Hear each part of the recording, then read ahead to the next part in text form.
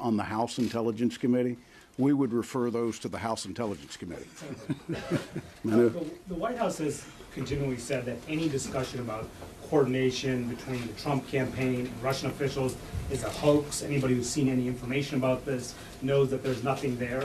So from what you have seen so far, can you definitively rule out that there was no coordination whatsoever between Trump officials and Russian officials during the election? Man, we would be crazy to try to draw conclusions from where we are in the investigation. I think Mark and I have committed to let this process go through before we form any opinions. And I would hope that that's what you would like us to do. As much as we'd like to share minute by minute, even the snapshots we get as a team going through it are not always accurate when we find the next piece of intelligence. So let us get a little deeper into this before you ask us to write the conclusions. That's clearly something we intend to do down the road. Chairman? All the way in the back real quick. Senator Wyden today sent a letter to both you and Senator Warner urging the committee to look closer to financial ties between Trump associates and Russia. Is there a sense that the committee is not already investigating the financial aspect of this closely enough? I think the committee's looking anywhere intelligence suggests that there might have been any type of relationship or effort to influence U.S. elections. And I just simply add that, I, for a long time before we even started the investigation, have believed that this president, like all prior presidential candidates of both parties, should have, in the best interest of the American people, release their tax returns. Kelly? Chairman, is Christopher Steele among the 20 that you've identified? And if necessary, does your committee have the reach and the resources to interview persons outside the United States if you deem that? Well, we're not going to get into names that are on our list, but I can assure you that it's lengthy. Mark and I have both agreed that we're willing to issue subpoenas. It's tough to make a subpoena go outside of the United States, so we understand the limitations. But I'll only say this, that he and I are tapping into everything that we can to understand how we increase our reach in the ability to investigate and to get intelligence that would be pertinent to the investigation. Good answer. Senator Burke, have you personally coordinated with the White House at all on the scope of this investigation? And how do you prevent it from going off track? No, sir, I have not. And it's the relationship and the trust we have. And let me just also add to that. There have been, all the members of the committee, I have been constantly impressed. And we know it's challenging. Some folks want this to go away. Some folks want this to be done and us reaching conclusions tomorrow or yesterday. But so many committee members on both sides of the aisle have constantly stepped up. So I think it's not only our relationship, but it's the fact that the committee, I think, has got our back and they want to see it through. Mr. Chairman, I heard there. Yes. without naming another committee, could you speak to the level of satisfaction on both sides of the aisle within your committee about the integrity of the committee, how it's working, its functions, and so on? Well, I think the first assessment I would make is that not only for the first time have our members had access to Gang of Eight information, 7 of our professional staff slots have access to Gang of Eight information. That is unprecedented in the history of the committee. And so I think it starts with the trust that the intelligence community has with the staff, the professional staff, and with the membership at large. It would be extremely easy for them to deny us to have access to some of the country's most sensitive things that deal with sources and methods. They have not. And I think that's what gives us high hopes that we can reach a conclusion that has bipartisan support and that we feel confident explored every crevice that we can find. We are going to need to make sure we get all that information. Yeah. And, part of this is the normal course, I think, of the intelligence community having concerns, and I think we've earned their trust, but it continues this back and forth. Senator, the two-part question. One is that Paul Manafort has written to the committee, and I understand his lawyers have been talking to your staff to try to set up his interview. Can you tell us whether that has happened already? And secondly, just from a logistical standpoint, we're hearing that people on your committee who go and read some of these documents at the CIA, for instance, it's a bewildering amount of information, and they don't even know where to begin, where it ends. Is there something being done to try to help you get through this large volume of information? Listen, I'm not sure who you're hearing it from. It's not the professional staff that's doing it. Is it a lot of information? Absolutely. Is it clear to know where to go? Yeah, it's in 3 binders. You open the front cover and you start reading until you get to the back one, and then you work on the second and the third. In Benghazi, our professional staff had to go out and figure out what intelligence they needed to ask for, didn't have access to Gang of 8, had to figure out who to interview. And so I'm not going to tell you this one's easier. This one's one of the biggest investigations that the Hill has seen in my tenure here. And just to add, the challenge at times is then you go to a footnote and you got to then go back and get a document that supports that footnote. So again, we want to do, you mentioned one individual, any of those individuals that are out in the public, we'll have to assess whether it's appropriate to see them. And you might think it will be appropriate, but we've got to we got to know what the right questions are to ask. And to do that, you got to have the underlying document. That's not scheduled yet. Not scheduled. Senator Warner, in your remarks, you mentioned there are still challenges getting information from the IC. Are there particular agencies in particular that are moving slowly? I knew you were going to ask that, and I'm going to not say, but I want to make sure the intelligence community knows some have been very responsive, some less so. But to do our job, we have to have this information. And let me answer on behalf of the agencies. Not every document that an agency holds is the product of that agency. So it is impossible from a legal standpoint for one agency to provide us another agency's document. So the faster we can work through who has ownership rights, the quicker we can ask the appropriate agency for a specific document. Let me go right here. As part of your investigation, are you asking the House Chairman to share his sources with you, and will you seek to review the White House visitor logs? We're not asking the House to play any role in our investigation. We don't plan to play any role in their investigation. For Senator Warner, are you confident that the White House has not interfered in the integrity of this investigation? And for both of you, is the ultimate aim to write a bipartisan report at the end of this investigation? Let me start with the second part of your question. Absolutely, in terms of bipartisan. If we don't come to some joint conclusion with the manipulation that took place in the election and with the spirit of kind of the American people saying, what's going on here? I think we would not fulfill our duty. On the first question, I've seen no evidence. I think one of the things that Mr. Kushner volunteering to testify was a good sign, but I've said repeatedly, and I think the chairman agrees, this is the right venue, but if we see any attempt to stifle us with information or cut off the intelligence professionals giving us the access we need, you'll hear from us. Down here. David Smith of The Guardian. Can I ask, will you also be looking at the potential rewards Russia got for this, whether it's questions of changes to the Republican Party platform at the convention, or the way the president constantly refuses to criticize Vladimir Putin? Is that part of what you're looking at? That's not in the scope of the investigation. I'll leave that up to you guys to report. Yes, ma'am. Has the White House or the DOJ or any part of the Trump administration blocked Sally Yates from giving you guys information or coming before the committee? I'd like to see Ms. Yates at some point. I did see her White House comment from the White House spokesman yesterday that he said that they'd be happy to have her testify. I know there may be some DOJ concerns, but again, that's something we have to jointly decide on and when the schedule would take place. So they haven't blocked her from being or enabling her to come up before your committee or to talk to you? No. Mr. Chairman, Senator Byrd? Yeah. I think a lot of Americans want to know if the president himself had anything to do with this. I mean, we have a government. There's a trust issue right now. A lot of Americans.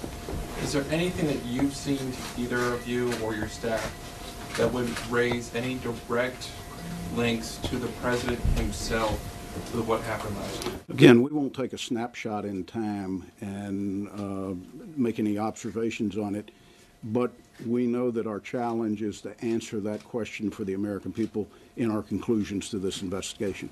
I would concur with the Chairman. Drucker? Any circumstance with which you wouldn't share with Mr. Warner one of your sources of intelligence on this investigation? He usually knows my sources before I do. And let me assure you, I've also got his cell phone, which means he hears from me more than he sometimes like. The White House and supporters of the president have complained at times that the intelligence community has leaked intelligence or communications scooped up by members of by Trump associates or members of the transition team improperly. Does the scope of the investigation include any of that? The normal course of business for the Intelligence Committee is about leaks. So that's an ongoing process that we look at. We will try to assess leaks if they take place during the investigation in the same way. And if we find them, we will refer them to the appropriate law enforcement agency by requesting a crimes report. Have you seen anything yet that would suggest that the intelligence community did anything improper with information that it collected that had to do with? My answer would probably be no, but you know, we're so early in the investigation, I'm not sure that we've triaged every piece that's out there. And I think one of the things we both are very concerned, because leaks can sometimes be extraordinarily damaging to our capacity and to the men and women who serve our country in the IC. I do think that, editorial comment here, that if the administration has said they did nothing, then I would hope they would continue. There's nothing to leak, but on the other hand, the more cooperation we can get, the sooner we can move forward and either get to the end or remove this cloud. Over there. Yeah, so the fact that the FBI has an active counterintelligence investigation, has that caused you to change your investigation at all in terms of trying not to step on their toes or to do anything that could undermine a potential criminal investigation? I'll leave up to the FBI to make any comments on a CI investigation if there is one and the extent.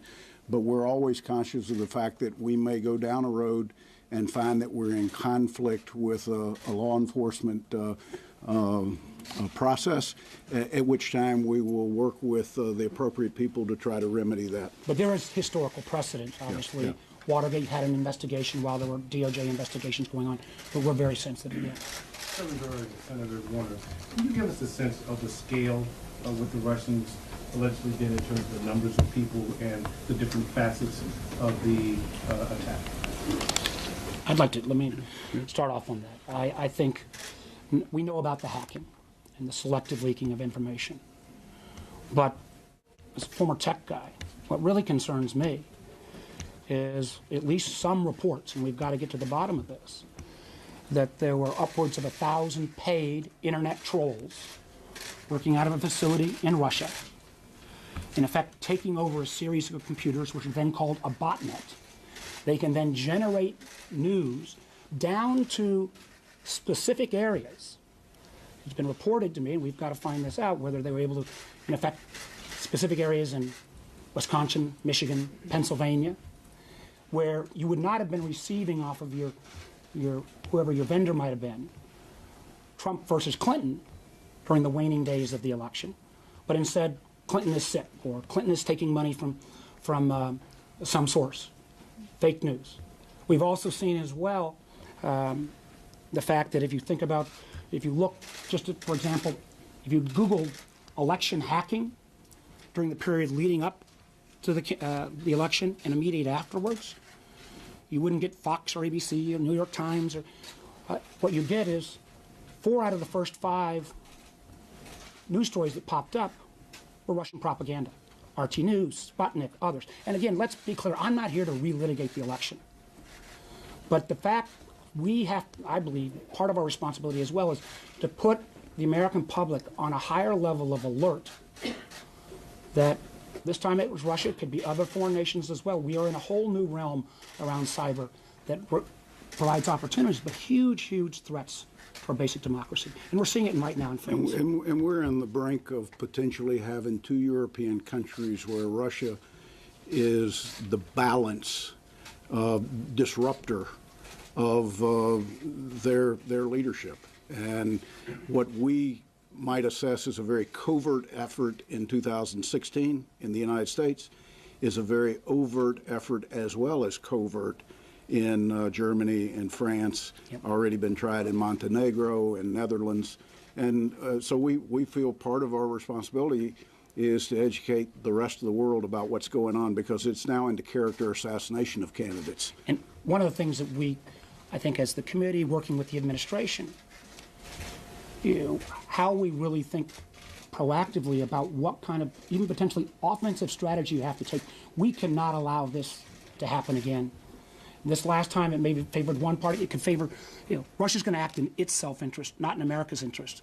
And so we have to be careful in 2018 and obviously in 2020. Thank you, Senator. Mary Louise Kelly, NPR. Question for you, Senator Burr, and I ask this with no disrespect, but because it's a question that's He disrespects me all the time. Having served as an advisor on the Trump campaign, can you say hand over heart that you can oversee an impartial and serious investigation? Absolutely. I'll do something I've never done. I'll admit that I voted for him. We always hide who we vote for. That's part of the democratic process. But I've got a job in the United States Senate, and I take that job extremely serious. It overrides any personal beliefs that I have or loyalties that I might have. Mark and I might look at politics differently. We don't look at the responsibilities we have on the committee differently, and that's to earn the trust and the respect of the intelligence community so they feel open and good about sharing information with us, because that enables us to do our oversight job that much better. And let me just hold that. I have confidence in Richard Burr that we, together with the members of our committee, are going to get to the bottom of this. And that's, if you get nothing else from today, take that statement to the bank. Have you guys been in contact with Michael Flynn or Representative Michael Flynn? And also, can you go into a little bit of the thought process between why you would have an interview behind closed doors or do it publicly? Like why you would talk to Jared Kushner behind closed doors or you would do it publicly? Why you would do that? Well, I think it's safe to say that we have had conversations with a lot of people. And you would think less of us if General Flynn wasn't in that list. From a standpoint of the interview process, if you feel like you're being cheated because they're not in public, if there's relevance to them, they will eventually be part of a public hearing. But any investigation of this kind will start with private interviews to determine the value of what a witness has to provide for the committee. One thing that we're really conscious of is we weren't given a free pass to do a witch hunt. We were asked to do a real investigation. And we'll see high-profile people, and we will see analysts from the intelligence community. Or we may see a 28-year-old that happened to answer the phone at the White House on the wrong day when an ambassador called him, and when they went around and said, who talked to the ambassador, they raised their hand. Mark and I don't want that person to have to get a lawyer to be interviewed. We'd like to bring them up and understand what role they played, if any, without any liability that extends to them. So we're really conscious of trying to assess each individual person for what the need is, but we don't rule anything out for anybody relative to how public the information might be. Have you already spoken to Flynn? I'm not going to tell you one way or the other. Yes, ma'am. You said that you had requested interviews from 20 people and scheduled 5. But Yes. when did this actually start? Did you conduct any of them, or when did it start? I think they start as early as next Monday, but I would probably be the wrong one to verify that. But they're immediate. Sorry? They are immediate. And remember, these are the people who helped put together the January 6th report. Most of those fall into that category. And you know what? When you see a movie, it's roughly 2 hours. When you see how much film went into a movie, it's probably 50 hours. We don't want to just look at what was in the report. We want to look what was cut and thrown on the floor, either an analytic product or an intelligence, to figure out whether an analyst made the right determination with what we know today. What we know today is a lot more than what they knew in December when they went through this process. Got time for a couple more right here. You said you're looking at communications and connections with people involved with the Russian government. Are you also looking at people involved in organized crime in Russia and their contacts? don't think we said anything about organized crime. We said anybody that had connections to the Russian government and contact with the campaign. But unfortunately, many people in Russia who are part of organized crime networks seem to have ties to the Russian. I'll let that one be attributed to him. Yeah. Yes, ma'am. You mentioned a potential or concern for an attack during the 2018 election. So does this investigation need to be completed before then so you can better prevent? We sure hope so. Tomorrow's hearing is with specifically that in mind, that we provide more public awareness, not just in this country, but throughout the world, as to what Russia's up to. I think it's safe to say that U.S. officials have pushed what we know, not we the committee, what we the government knows about Russia's capabilities and intent. We've pushed it out to those countries that are most imminent to have elections. But I remind you that we're within 30 days of the first French election, 4 candidates. It will go down to 2 candidates with a runoff in May.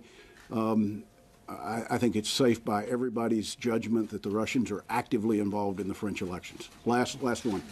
You mentioned earlier that your staffers, your professional staffers, have thousands of pages of documents to go through. Are they having to take notes by hand, or is there a similar setup to the Senate EIT program where they have sort of a shared drive where they can look at documents online? I'm not going to be specific as to how we're doing it, but there is no shared drive this time around. That didn't have a happy ending. And so we're again, this gets back to what we said about every iteration is a new negotiation, and we're not complaining about that. We think it's really, really important that we have a clear understanding up front who has access, how do they treat the information that they've got, where do they store the information, who's responsible for the security of that information, because you've got to understand, we're going to go through an investigation that will last X amount of time. After that, we've got to perform our oversight job, which means we're going to be working with the same people, asking them for documents to do our normal oversight job. And if, in fact, we don't live up to the security that we promise them, then you're going to have an oversight committee that can't successfully do its job. And one of the things we are doing, and this is where part of the rub comes, and I understand it, is that we're basically trying to get access that even goes beyond what the Gang of Eight has had, and in a sense how we have all of that in terms of raw products, and how we make sure that, again, every committee member has said they've got to see or know some of this information before they can sign their name on a finished product. So there's some healthy tension there, but we believe we'll work through it. For any of you that have been at any of the confirmation hearings, one question you have heard of every person who was nominated and eventually confirmed is, would you provide for the committee, if asked, raw intelligence data? There is rarely a time where a committee would ask for that.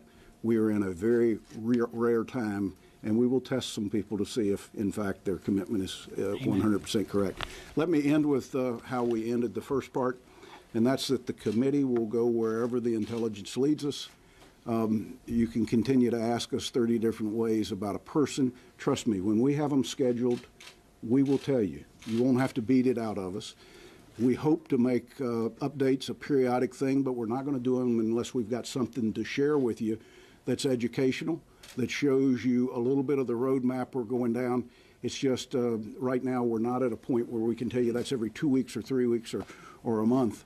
We want to do it based upon the changing conditions of the investigation. My last comment is simply a comment I've made before. When we started this, and we saw the scope and what was involved, I said it was the most important thing I'd ever taken on in my public life. I believe that